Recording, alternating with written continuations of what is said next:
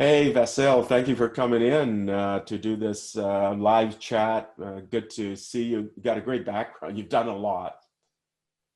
Well, thank you, Stephen. I mean, it's a privilege, of course, to talk to you, and I'm looking forward for this discussion. So, Vassil, can you sort of describe maybe three milestones that got you to where you are today? Three? Okay. Well, let's try to make it three indeed. You know, there are three kinds of people: those who can count and those who cannot. So let's let's see if I can count to three. Three milestones on the top of everything is the sense of curiosity. I'm curious about everything, and I would like to learn more about everything that is bringing us ahead and allowing us to progress as a human beings.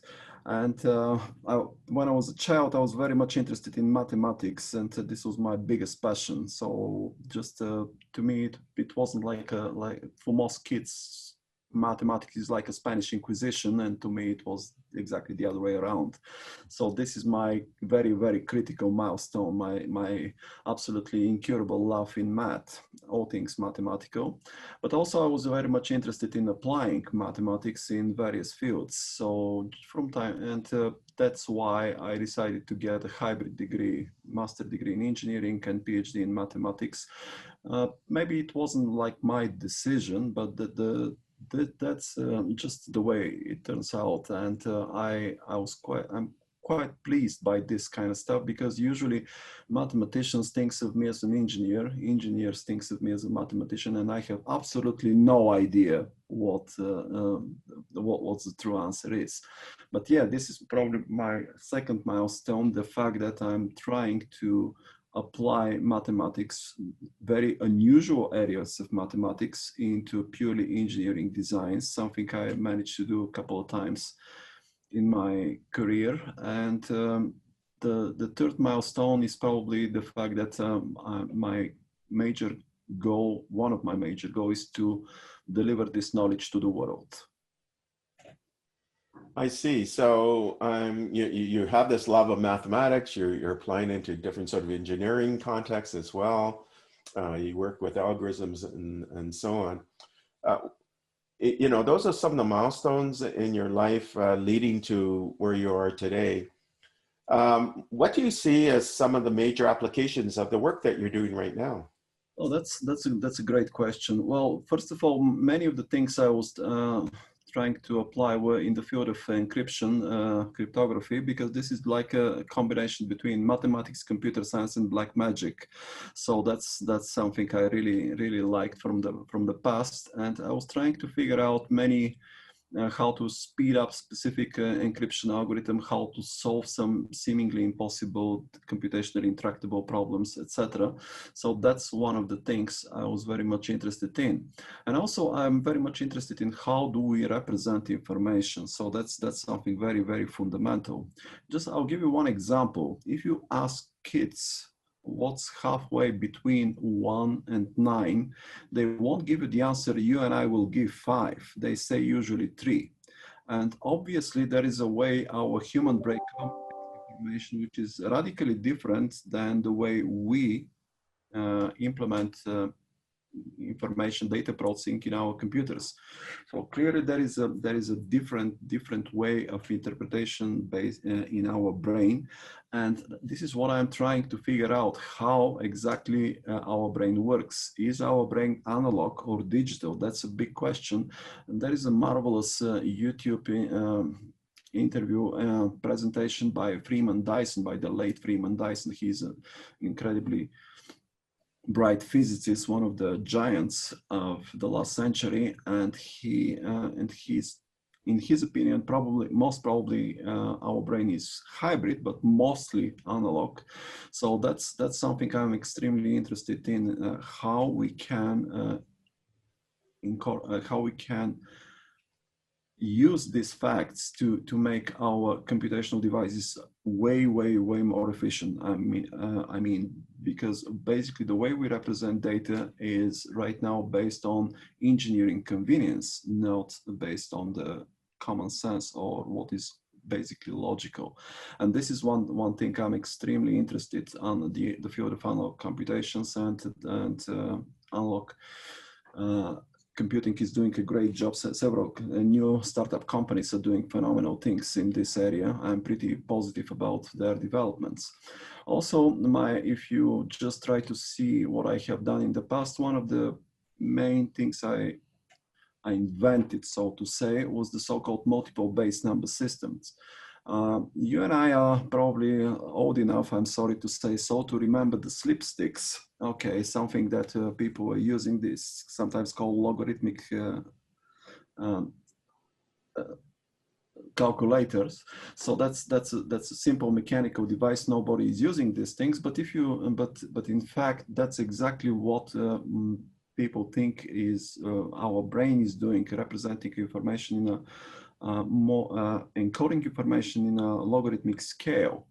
And if this is indeed the case, so digital or microelectronic versions of this mechanical device would be a very, very interesting things to design and to develop, and they might be a lot more appropriate for artificial intelligence and machine learning applications.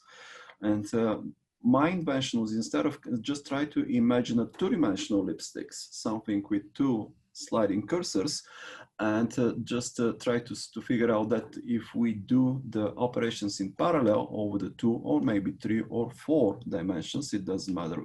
As long as the idea is developed, the Pandora's box is open, and the suggestion box for improvements is wide open too.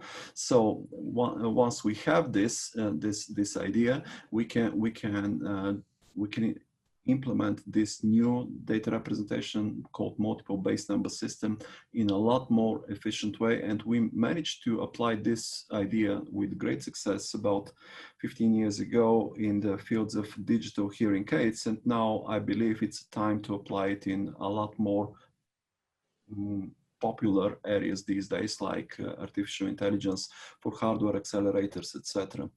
And there are again many people interested in these things. So these are very, very interesting inventions, in my opinion, that I have done in the past, and I keep improving things in this areas. Also, I've been interested and published a lot in the field of image compression. It's really interesting because when you take a picture with your, let's say, cell phone or whatever, the picture is compressed, and this is like it takes let's say 24 million zeros and ones to display the picture, but we just compress the image into it.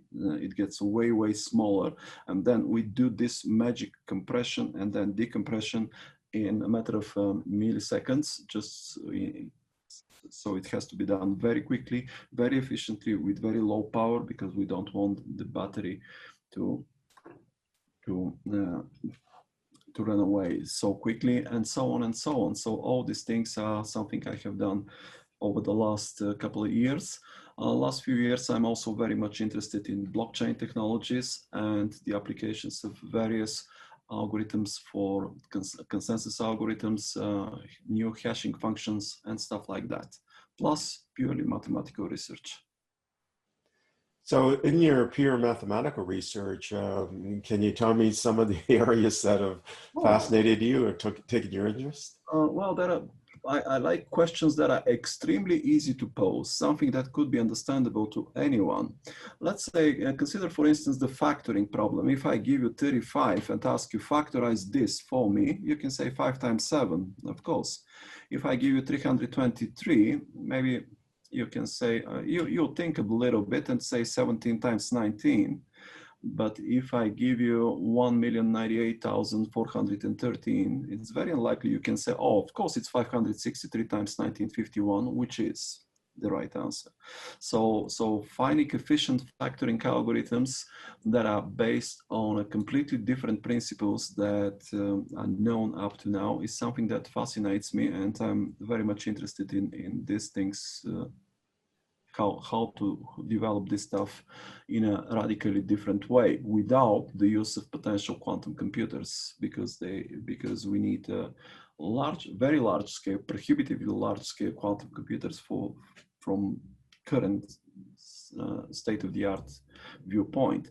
So that's one thing that I'm very much interested. Another purely mathematical research that I'm doing with some former mathematicians from NSA is about the definitely interesting number representation representing specific, let's say, one deep conjecture by Pál Erdős, an incredibly bright Hungarian mathematician who published 1,500 papers and posed hundreds of conjectures, is that the only numbers, the only powers of 2 having only zeros and ones in their base 3 representations are 1, 4, and 256. It's really simple so you pick up a perfect power of 2, whatever you like, 2 to the 10, 1024, convert this number into a ternary representation, base 3, and it turns out that it will have at least one digit 2. Well, conjecture is that it will happen always with 3 exceptions, 1, 4, and 256.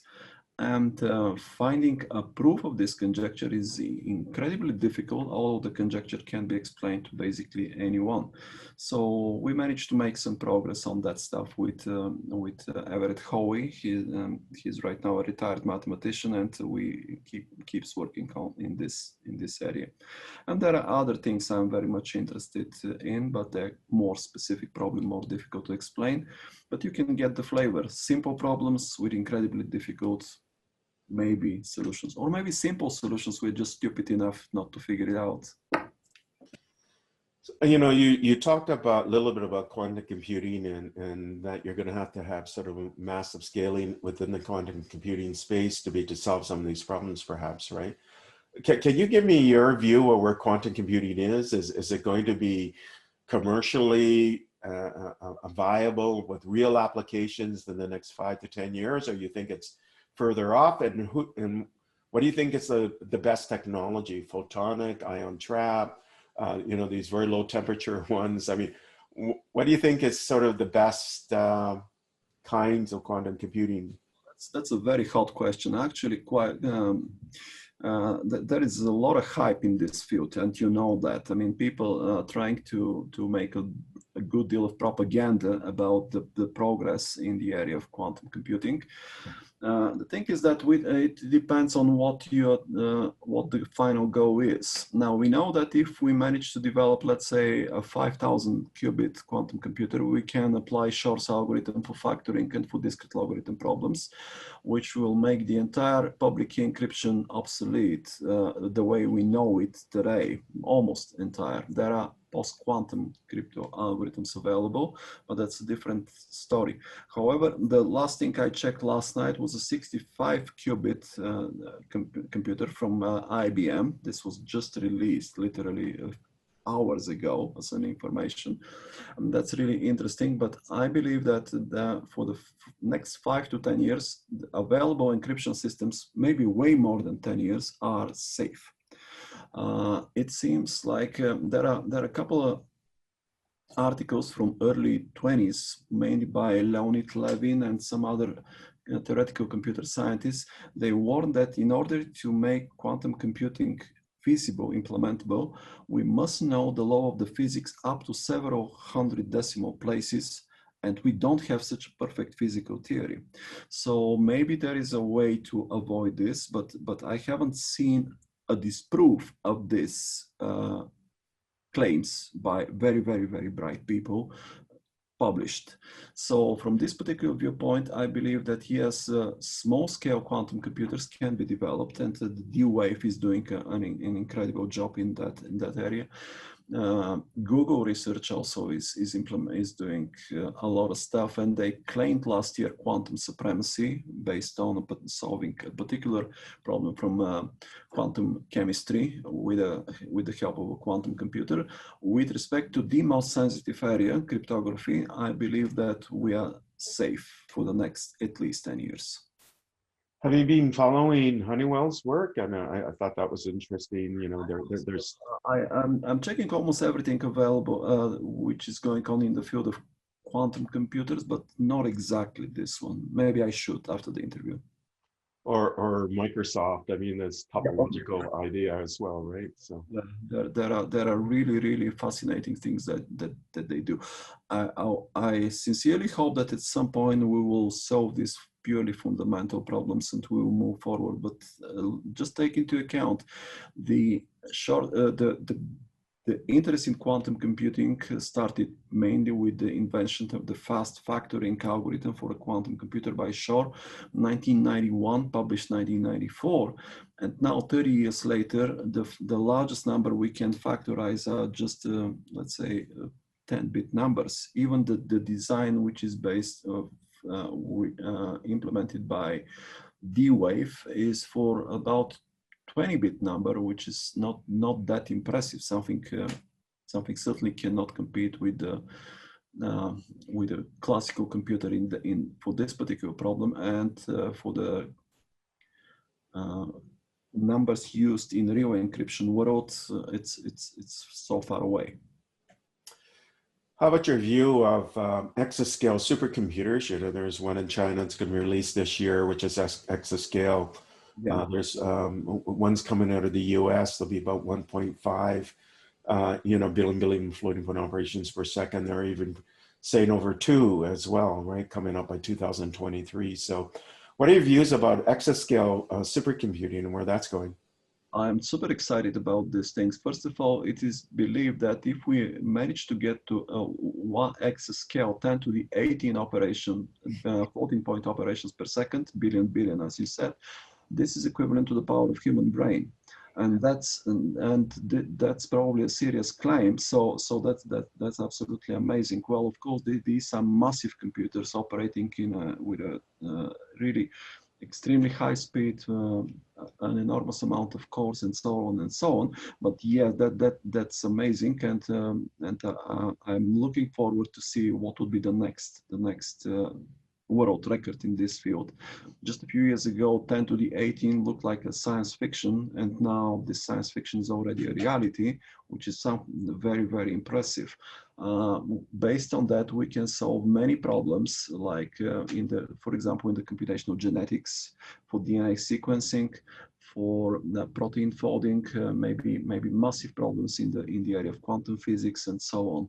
So this is an incredibly deep area, and I'm really glad that one of my closest friends is John Gustafson. He's a Golden Bell Prize laureate, and also the inventor of the Gustafson law in the area of parallel computing. We talk usually on a weekly basis, and yes, this field, the invention of quantum and the invention of exascale computers is something that we are looking forward. I'm pretty sure it will have a huge impact in many areas, like inventing new drugs, solving various computationally difficult problems otherwise, and so on.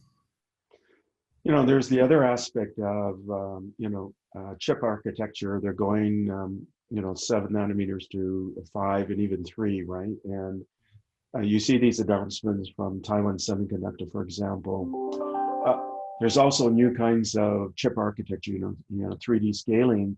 There's this new one from Mohammed, his name is Ali, from UMEMS, where he's doing very tight integration with RRAM and the CPU, trying to fabricate millions of connections between the two and no latency. So where do you see this sort of chip technology going? And do you see some, major breakthroughs happening? The major breakthrough stuff, in my opinion, especially when I discuss with people who are a lot more familiar with the deep microelectronic details, is that they view the in-memory computing as the key component here, the key player, because right now the latency, in the past when we were designing algorithms, we were trying to minimize the number of multiplications and addition because they are super slow. But now the memory access, but now they are so super fast that memory access is starting to play a role, and so this thing could play actually a very essential role. So in my opinion, the essential component these days would be the the use of in-memory computing, and this will lead to massive improvements because we cannot scale down to infinity. Okay, we can go from 7 nanometers to 3 and maybe a few other steps, but this process eventually will stop because of the physical limitations. You know, there's another really interesting area that came up with CB Insights. They predicted their 2020 change makers. You know, these things are really transformative with companies coming out now. And one area that they point out is photonic chips, where they're able to integrate this into silicon and perhaps get maybe 100 to 1,000 performance increase in some way, especially when you apply it using machine learning and AI applications. So have you looked at that at all? In the past, right, in the 80s, people looking at in the area, they called it optical computing a lot. And then for a certain, let's say for about 20 years, this field, optical computing, was like in a, it was the winter of this field. But right now, I believe that it's getting again very popular thanks to these latest inventions, and I'm very much looking forward for this kind of designs. Usually, I believe that it is the ideal thing could be a hybrid design when let's say you apply optical computing to get low because this is the highest possible speed, the speed of light. Get an approximate solution, then you can use digital operations to fine-tune the final results. And this is something this optical digital designs popular just suggested in the past and probably forgotten. I believe they will become a reality very soon too. Yeah, and even applying it in quantum, because you don't get this sort of decoherence problem. Exactly. And there's already a company releasing in the cloud multi-qubit chips based on quantum computing or based on photonic computing. So, and they say it's room temperature, right? So you're not going to get all this sort of instability. In the room temperature, because otherwise in the past, we were doing a lot of research in the superconductivity, just hoping that this will become a reality one day. It's still quite an active area, but I believe that the highest day of this field are behind us, maybe.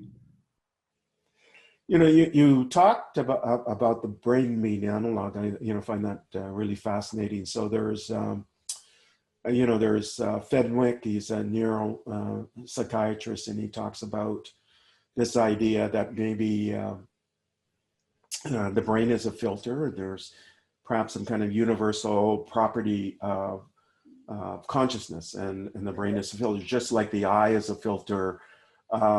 Working with the brain of a particular really small segment of the spectrum of wavelengths out there, or ears are the same thing, just a very small spectrum, but they're really filters for what's much more massive out there.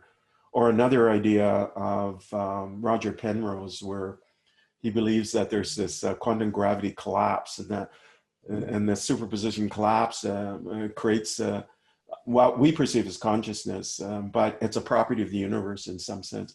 Do you have any view of that? And maybe there's analog aspects to this as well, right? So, yeah, I think no, you pose so many questions in one, so this is basically impossible to answer all this, and I don't think anyone can have the temerity to answer such a question basically in a crystal clear form. Because we know so little about the way our brain works. That's so we can make all kind of speculations about it. What I'm mostly interested is the way our brain comprehends digital information, because I think this is very critical for us in the development of the artificial intelligence systems. Definitely, we don't need this big 32 or 64-bit arithmetic units, because clearly our brain uses a very low precision computation somehow, but it's a massively parallel computational engine. That's what if you look at the John von Neumann Computers and the Brain, last book, 1956, there are so many great ideas from back then, from this period of time. And if it is how our brain filters all this information, as you said, and the same for the other senses like eyes and ears, we have very limited understanding. For the eyes, maybe we have, and for the ears, but for the brain, know, and that's why we are trying to accumulate information about it. That's why I'm often reading, or when I can, papers from Journal of Mathematical Psychology. They try to explain these things in a very, very interesting way.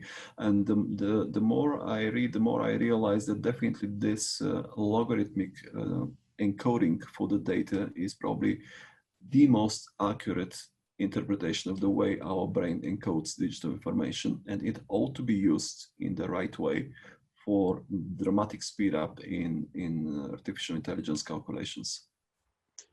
You know, Alex Wong is the Canadian Chair of Research for AI in Canada, and he's a co-founder of a company called Darwin AI, but they just released a paper on attention condensers, this idea that you can create a tiny model that really has the same efficiency of a much bigger model when you're doing speech and so on. So I thought it just came out. I thought it's really sort of interesting, their approach, and they're trying to mimic more what they think is happening in the human brain. So that's kind of one idea. The other aspect is neuromorphic computing. You know, you're seeing a lot of new developments coming out where they're trying to approximate really what's happening in our brain, and you know, having it self-learn and so on. So what are your thoughts, for example, on neuromorphic computing, some of the recent advances? Yeah, as people started this with the invention of memristors and stuff like that, and that was, I don't remember exactly the point of time, but just not that far away. And I think this is a very logical way to investigate this type of problems, because clearly the way the computers work has very little to do with the way the brain works. And if we try to invent something that is mimicking the human brain, that's important. Yeah, designing special neuromorphic chips is something that probably will advance us in a dramatic way. Yeah, I guess you know, it's mimicking, but you also get the lower power consumption, which is our brain, right? And not the Yeah, massive amounts of power required by traditional computing. So that's also an issue. And I remember one of the talks by Jan LeCun, and he was talking about what would be many of the hardware issues associated with he's the vice president of Facebook, and you know, we know him very well. He suggested that almost certainly the solution for the power problem would be as he called it, exotic number representations, probably this logarithmic scaling. But definitely we need to learn more about how we perceive the information, because whatever we do, at the end, this is just calculations. That's what we can do when we can. Like it or not, that's the reality. Okay, and we are trying to do it either in a digital way, in an analog way, with neuromorphic chip, whatever. This is the reality, and we need to figure out what is the best way. So my view as a scientist is just to see how we can use the little information we have about the human brain and how do we interpret the information in the most logical and the most promising way to design computational devices. you know, there's a researcher, Hava Signalman and her colleague back, I guess, in '92, they came out with this paper sort of hypothesizing super Turing, and then they created a piece of optical hardware suggesting that there's something unusual happening. And what do you think about that work, or have you looked at it at all? I did. I took a look at Hava's work, and it's really fascinating. And basically, we have to point out that the whole research area started, I believe, in early '80s with some. Richard Freeman Dyson is talking about one meeting at Stanford between Richard Feynman, Marie Purell, and many other people, several other people, 7 or 8, and he was one of the attendees of this meeting, where they were discussing fundamentals in the world of computing, what would be the next desired step. So he pointed out that, of course, Richard Feynman was thinking about the quantum computing, and that's the idea when he proposed the quantum computing as a concept, the use of quantum mechanics. And other people propose the use of analog computations, that in fact, analog computers, not the versions from 50s and 60s, which is just something really old, but to use analog computations in a fundamentally different way. And let me explain why, in my views on that problem, why analog computations are probably fundamentally different than real computations and maybe fundamentally more powerful. The most interesting thing in my view, the difference between the real numbers and integers numbers is the existence of the derivatives. Over the real numbers, you can define something infinitely small, you can define a derivative, you can define a direction, and many other things that are extremely useful and important. You don't have this in the case of integer numbers. After 1, you have a 2. You don't have infinitely small. 2 integer numbers are either perfectly equal or the difference between them is at least 1 by absolute value. So there is no such thing as infinitely small. So you cannot define the way we defined derivative, second derivative, and so on. And as we know, the more derivatives we know, the more accurately we predict. That's Taylor series, and this is what exists in the world of analog computation and doesn't exist in the world of digital computation. So when I looked at these articles by Hava and other people, and I realized that this is very fundamental. And there is one book called Complexity and Real Computation by 4 authors. One of them is Steve Smile. He is a Fields medalist, and they also advocate that real computations may have a very, very dramatic impact on the whole world of computational complexity and complexity of algorithms and actual implementations. One really unusual thing is that there is a huge, if you look at these books, they look literally scary. The amount of math is so deep that it's quite normal for an engineer to say, sorry, I don't want to touch this, because it's really, really complicated. And if you look at the papers by Purell, the paper by Hava that you mentioned, and the co-authors, that's a lot more practical. And I believe that they use the term super Turing for maybe PR purposes, basically, as a kind of propaganda, because it sounds interesting and attractive and so on. Of course, it sounds provocative. Many people, as long as they hear that super Turing, they can say, sorry, that's probably too, well, it probably won't work. But in reality, I believe that chances are that this will work. And I can give you another example. Consider 2 problems, like linear programming problem defined over real numbers and define over integers. For real numbers, we have polynomial time solutions. For over integer linear programming is an NP-complete problem. So we most probably won't be able to find a polynomial time algorithm. And if you ask the reason why this is the case, what is the difference between these things, my single answer would be derivative.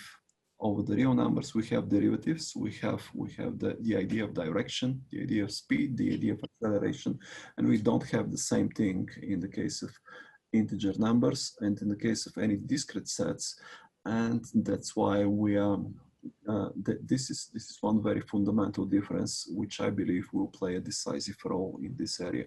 So that's one reason why I believe that analog computers could be extremely useful in solving some computationally intractable problems. That's interesting. You know, in terms of your work and so on, and you know, what do you see as sort of the next breakthroughs from a machine learning algorithm standpoint? Do you see any sort of fundamental work that's coming out that looks really interesting? You know, you have capsule networks and so on, but something, you know, the next evolution, you have some sort of picture on the future?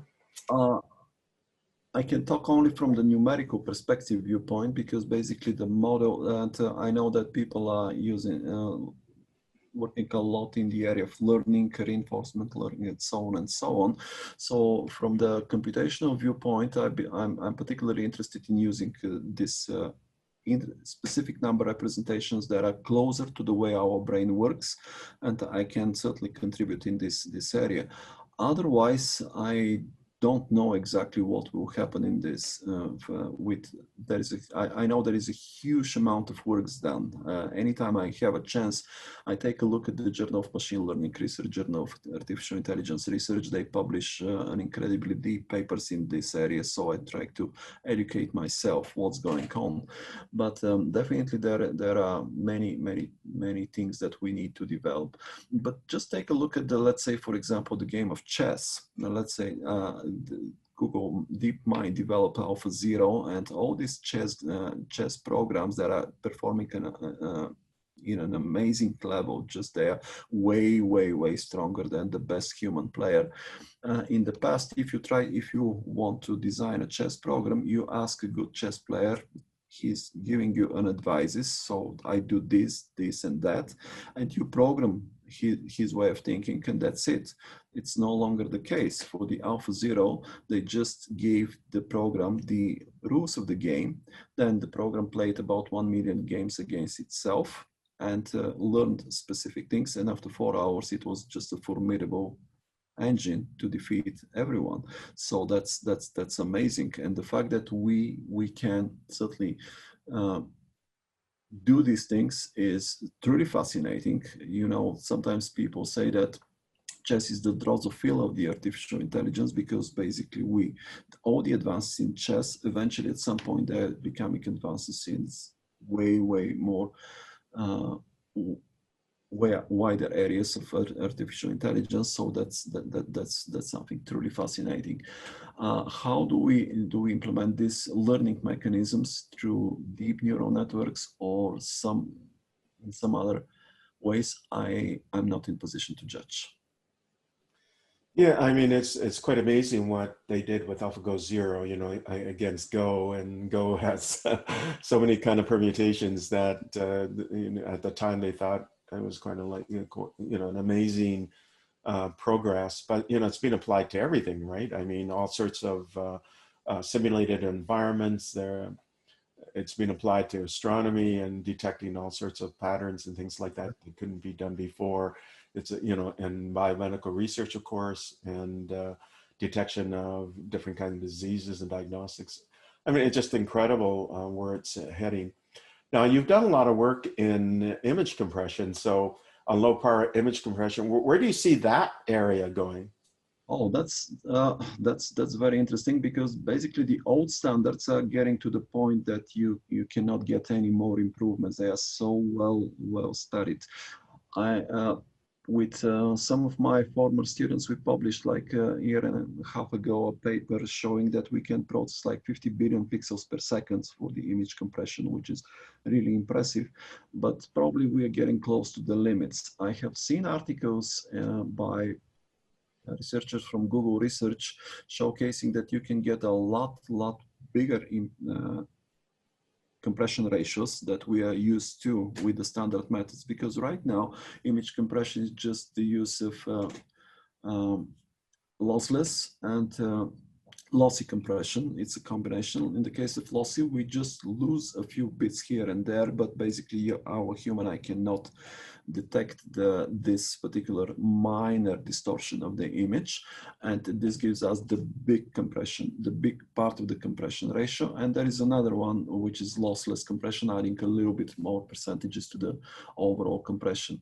But in that case, I believe that we are basically getting to the point we cannot extract more and more improvements in that area. Maybe just a little bit more in the area of power consumption, lowering the power, but that's so the classical standard JPEG and MPEG, they cannot be improved a lot in the next couple of years. However, I have seen papers allowing compression of several megabytes images just to a few kilobytes, and then you can get very decent decompression based on radically different triangulations principles. They don't have even yet a name in my view. And this is something, if it becomes a reality, it would make a huge impact on the industry. You know, earlier in this chat, you talked about your interest in mathematics and so on, and it became your career, and you're a researcher and you worked in industry as well. So if you were to project in the next 3 to 5 years, where do you see yourself? In other words, what would you like to accomplish? What I would like to accomplish, everything, maybe. uh, I don't know. Several things. I have a couple of problems that I'm really interested in, and they're quite diverse. In the area of encryption, I created recently a new hash function, which I would like to see if it is really useful for, and it can be used in a variety of applications. So that's something I'm very much interested in. In the area of analog computations, I'm very much interested in working with the analog computing guys to apply some of my findings, especially for converting specific computationally intractable problems into real computations, and let's see if we can solve them in a dramatically faster way. In the area of artificial intelligence, I am very much interested in machine learning and how to implement this stuff that we discuss for hardware accelerators, because we can get 10x improvements and so on. So there are a couple of companies. One of them is Lemurian Labs in Toronto, who are very much interested in this stuff, and they asked me to provide some details about my old inventions called about the multiple base representation and how this stuff can be used. That's something very interesting. And if I manage to achieve all these three things, which is a massive stuff, because to design a chip for a hardware acceleration, to design a new analog computing things, and it's quite a work, but I'm quite hopeful that I can succeed with all these endeavors. Well, those are great goals, and you're confident you're going to achieve some of this as well, or all of it, right? I think you're saying that. I'll try my best to achieve all of them. Even if I fail, I won't resign, that's for sure. So, in terms of your university, what are your plans within that academic community? Sort of, how do you see your career profession progressing within the academic environment? With the academic environment, well, I'm already a full professor with tenure, so that's usually what on the bureaucratic level, the highest you can get, but I don't care too much about these things. My biggest passion is when I really like teaching, and the previous academic year, I was awarding the Best Teaching Award, which is something that I really, truly like. And with this COVID-19 stuff, which forces us to teach online, I don't like it, but we have to do it somehow, because to me, the best way to teach is to walk around the student, just look at the face, just ask questions. It's a two-way street. My biggest, with the respect to teaching and academic stuff like that, I consider teaching not as a one-way street. It's definitely from myself to the student and back. I don't consider myself any more superior than the students. I really like provocative questions. I really like discussions, and that's what I consider as the most important thing. So yes, I'm passionate about teaching, especially when I have to teach stuff that I really like. And usually most of my courses are like that. I have some teaching experience in countries like Finland and Singapore, and they have really great educational systems over there. So it's a pleasure to see different teaching environments, especially in Finland. I normally I had a couple of lectures, graduate courses before students, biomedical engineering students, and that's really fascinating, because we published articles together based on ideas we developed during the teaching course. So that's really great. It's interesting. So you're interested in hardware acceleration in terms of applying it against machine learning and so on. You should really look at New Mem's work. There's this gentleman, the National University of Singapore. He also worked at Stanford and EPFL, did a work there. He was funded by DARPA as well to create a new paradigm, which is a well-funded program. And then he's continuing that work at the National University of Singapore. And Taiwan Semiconductor are already doing some test versions of his new kind of chip architecture, something quite a significant improvement. So that's kind of one area that may be worth checking out. Darwin AI has created an optimization toolkit of AI applied to AI to make a smaller footprint for machine learning models, but they can, because it's smaller and this toolkit and the system, they call it generative synthesis, and maybe create a more optimized sort of model to implement in hardware through hardware acceleration. So it'd be, I think you'd find maybe some interesting kind of trade-offs talking to these two research groups. The other thing is that we're in this amazing world of a planet reset.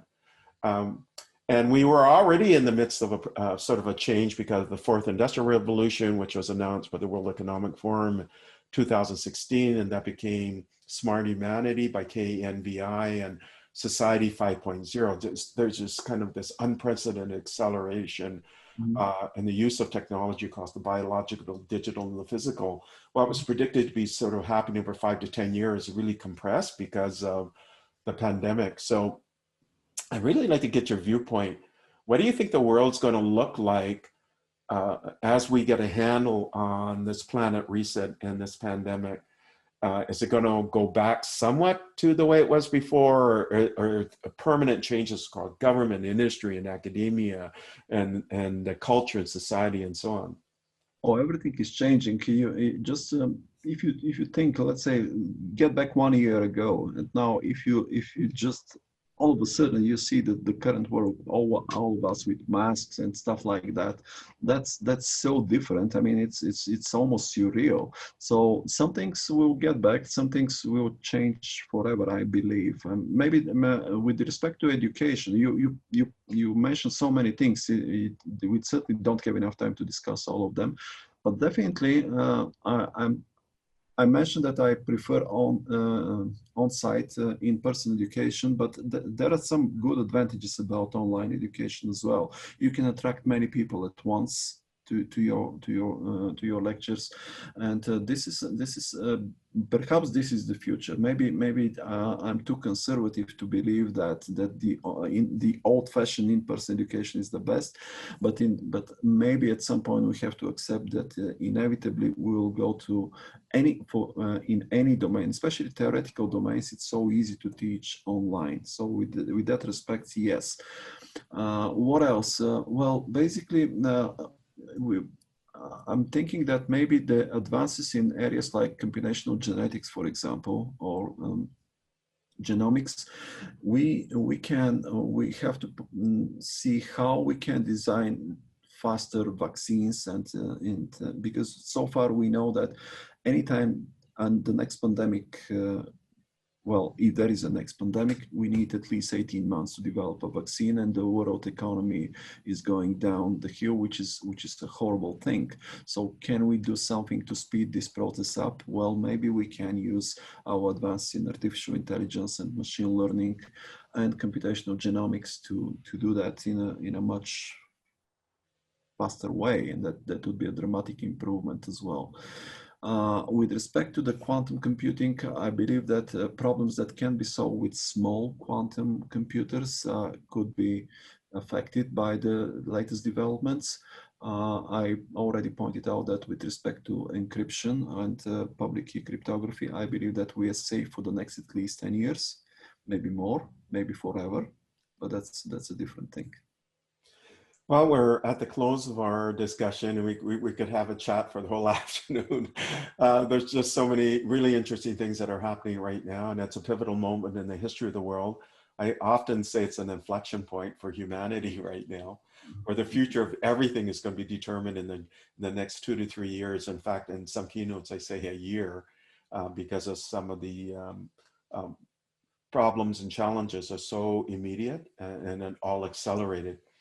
And a good evidence of this is even in telemedicine, some of the things that you see in telemedicine that was forecasted to occur in the next 10 years. That is the use of 5G and AI assistants and mobile robots and big data for all of those aspects of medicine are not happening now. So But we're at the end, and are there any lasting sort of final comments you want to give to the audience? Well, it depends on the audience, but for the young people, I would like to say I envy you, because I really wish I'm living in these exciting times when you can apply incredibly deep things so quickly, bring them to the reality. You have an incredible chance to learn a lot quicker than we had to learn, because well, when I was young, the only way to learn is to go to the library, grab books and read. Now things are dramatically different, and that's a wonderful thing. Basically, don't go with the flow. So try to find something really deep, interesting, and be a risk taker. This is my advice to the young people. Never just avoid any kind of conformal thinking. That's important. With respect to my colleagues and mathematicians, computer scientists, try to work together. My strong belief is that we have to, the more we combine efforts between mathematicians, computer scientists, hardware engineers, the more efficiently and quickly we will solve many of the problems we mentioned during this interview. And with respect to the future, I believe that the future is very bright, no matter what. Well, it'll definitely be different and fundamentally a different world. So thank you so much, Vassil, for coming in and sharing your deep insights and experiences with the audience. It's my privilege. Thank you, Steven. Thank you for listening to the Brand Called You videocast and podcast, a platform that brings you knowledge, experience, and wisdom of hundreds of successful individuals from around the world. Do visit our website www.tbcy.in to watch and listen to the stories of many more individuals. You can also follow us on YouTube, Facebook, Instagram, and Twitter. Just search for the Brand Called You.